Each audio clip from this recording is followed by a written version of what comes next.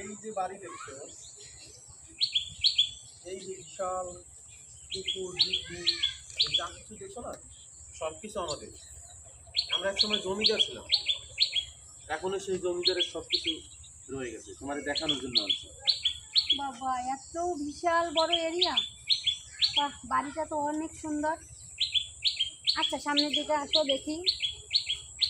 তুমি খুশি হবে, অনেক খুশি হবে।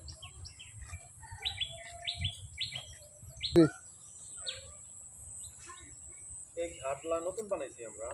আর এই পাশে যে পুকুর দিঘি দেখা যাচ্ছে না, পুরো 60 বিঘা নিয়ে আমাদের এই এরিয়া। হ্যাঁ, ছোট দেখা যাচ্ছে। একসময় এমপি ছিল আমার দাদা, মন্ত্রীও ছিল, সে অনেক আগে, আমার জন্মের আগে আমি শুনছি। সেই জমিদারি আমাদের এখনো থেকে গেছে, এখনো আছে।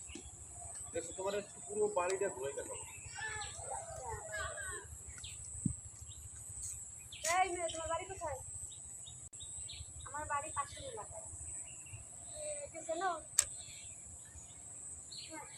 তোমার কি দেখাচ্ছে? ঘুরে ঘুরে কি দেখাইতেছে?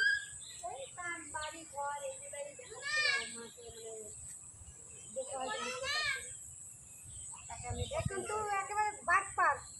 এরকম অনেক মেয়ে নিয়ে এসে এরকম আমার বাড়ি ঘর সে দেখায় অন্য মেয়েদের। তুমি একে চেনাও? তুমি এর প্রেমে পড়ছো? তুমি আর জস খাইছো? তুমি এইটা ভুলে যাও, তুমি অন্য কিছু করো, এদিক তাকাইও না তুমি।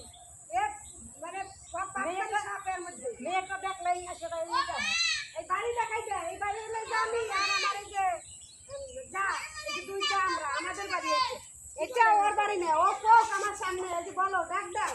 এই যে দেখছো চলে গেছে, পালাই গেছে, বলতে পারবে না যে এটা তার বাড়ি। আমাদের সামনে দেখছো, আনো ডাকি এখন আমাদের সামনে বলো। কি বলেন এসব আপনারা? সে তো বললো সব কিছু তার।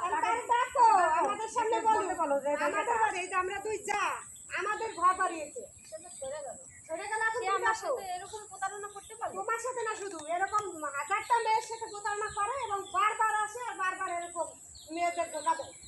মেয়েদের ধোকা দেওয়াই তার কাজ, তার কাজে মেয়েদের ধোকা দেওয়া। তুমি তো মানুষই চিনতে পারো, সুন্দর দেখে